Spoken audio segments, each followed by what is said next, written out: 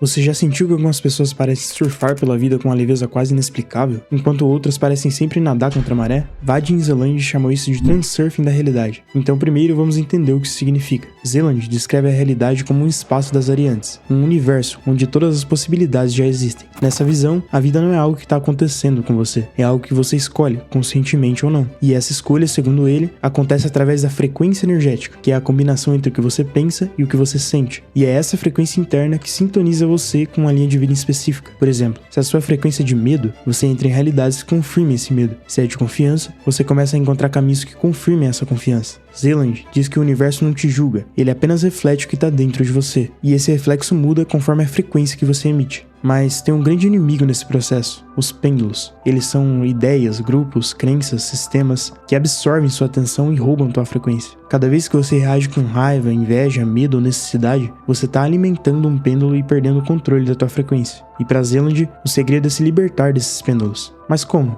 Reconhecendo eles e reduzindo a importância que você dá sobre eles. Você até pode desejar algo ou alguém, mas não colocar isso no pedestal, entende? A ideia é literalmente ser mais desapegado mesmo, porque quanto mais você tenta controlar a realidade, mais ela te controla. Para ele, o verdadeiro domínio vem de um equilíbrio interno, e é aqui que entra o termo que dá nome ao método transurfing, surfando entre as variantes, sem resistência, desapegado, não tentando mudar o mar, mas aprendendo a se mover sobre ele. Esse conceito à primeira vista soa meio sobrenatural, um espaço das variantes onde todas as possibilidades da sua vida já existem e você escolhe com sua consciência qual delas quer viver. Mas e se isso não fosse só filosofia? E se por trás dessa linguagem simbólica houvesse algo que a neurociência já conhece, só que com outro nome? Bom, a verdade é que o cérebro humano é em si um campo de infinitas possibilidades, um espaço dinâmico que se reconstrói a cada pensamento, cada emoção, a cada escolha. E a ciência chama isso de neuroplasticidade, a capacidade do cérebro de criar e fortalecer conexões que conformam o foco da sua atenção. Em outras palavras, cada vez que você pensa, sente ou visualiza algo, está literalmente moldando o seu sistema nervoso. E talvez seja isso que Zeland quis dizer quando falou sobre mudar de linha de vida.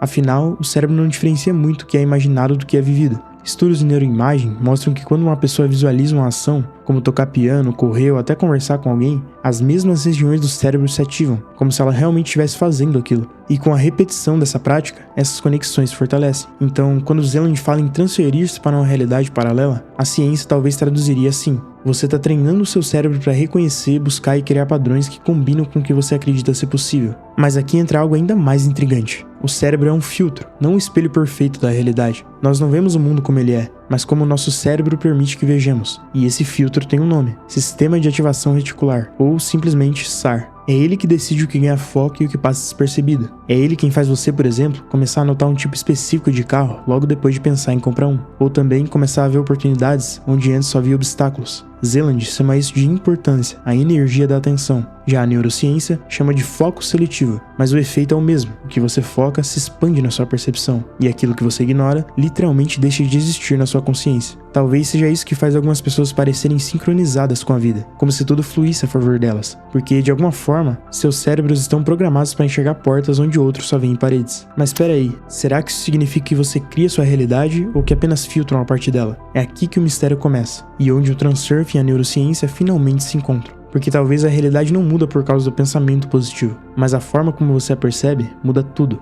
No fundo, talvez Zeland tenha criado uma metáfora para algo que a ciência está só começando a entender, de que o cérebro é um mecanismo de escolha, e a realidade um espelho que reflete aquilo que você está neurologicamente preparado para ver. Mas calma, porque o que vem a seguir é o verdadeiro motor dessa teoria: a emoção. Talvez a parte mais mal compreendida do transurfing, e também a mais poderosa, seja o papel da emoção. Zeland diz que é a frequência energética que define o tipo de realidade que você acessa. Bom, toda emoção é na prática um coquetel químico. Quando você sente alegria, medo, amor ou raiva, o cérebro está literalmente mergulhado em diferentes misturas de dopamina, adrenalina, ocitocina e cortisol. E essas substâncias não apenas mudam o seu humor, elas mudam o seu comportamento, sua atenção e até o que você enxerga como possível. A dopamina, por exemplo, é o neurotransmissor da antecipação. Ela não aparece quando você conquista algo, mas quando sente que pode conquistar. É o que faz seus olhos brilharem diante de uma meta. É o que move o corpo antes mesmo da vitória chegar. E é aí que a filosofia de Zeland encontra a neurociência. Quando você foca em um cenário ideal, seu cérebro começa a liberar dopamina como se o futuro já tivesse acontecendo. O resultado, você se sente mais motivado, mais confiante, mais propenso a agir de forma coerente com aquilo que imagina. Parece magia, mas é química. Uma química que pode criar uma experiência tão intensa que parece magia. Agora, existe um ponto perigoso aqui. Se a dopamina é a força que te faz se mover, o excesso de expectativa é o que te faz parar.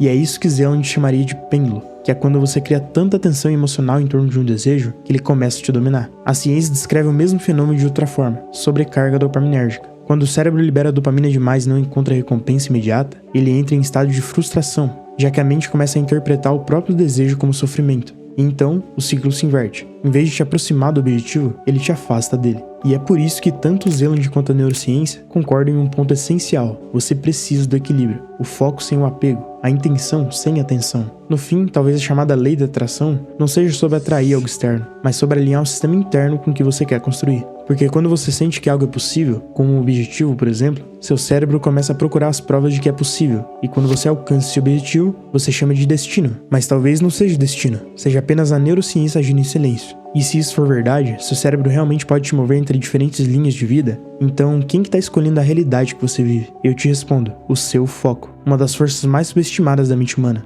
E, paradoxalmente, uma das mais importantes. Porque tudo que você chama de realidade começa primeiro com um recorte, uma seleção feita pelo seu próprio cérebro. O SAR que falamos antes é o porteiro da sua consciência. Entre bilhões de estímulos que o mundo joga sobre você a cada segundo, sons, rostos, cores, palavras, é ele quem escolhe quais vão ganhar a sua atenção. E o que ele usa para decidir isso? A importância. Ou, nas palavras de Vadim Zeland, a energia da intenção. Se algo é importante para você, seja um sonho, um medo ou um desejo, o SAR começa a destacar tudo que se conecta a isso. Você pensa em comprar um carro e de repente vê esse modelo em toda esquina. Você se apaixona por alguém e começa a perceber todos os sinais que te lembram essa pessoa. Parece coincidência, né? Mas é o filtro interno organizando o mundo ao seu redor. Estudos em neuroplasticidade mostram que quando você repete um pensamento ou uma crença, o cérebro reforça essa rede de conexões. É o que os cientistas chamam de potenciação de longo prazo. Ou seja, o que você repete mentalmente se torna fisicamente mais fácil de pensar. Então, quanto mais você acredita em algo, seja bom ou ruim, mais automático isso se torna. E é nesse ponto que filosofia e biologia se encontram novamente, porque o Transurf sempre falou sobre desapegar do controle, para fluir com a realidade. E a ciência mostra que quando você tenta parar de forçar o resultado, o cérebro finalmente relaxa o sistema límbico, reduz o cortisol e volta a enxergar soluções com clareza. Em outras palavras, quanto mais você confia na direção que está indo, mais o cérebro te ajuda a encontrar o caminho. Talvez a ciência e o Transurf estejam dizendo a mesma coisa, só que de formas diferentes. Zeland dizia que a realidade é um campo de infinitas possibilidades, e que você muda a linha de vida quando muda o seu estado interno. A ciência descreve que quando você muda o seu foco, suas emoções e suas crenças, seu cérebro literalmente reconstrói as conexões que definem como você percebe o mundo.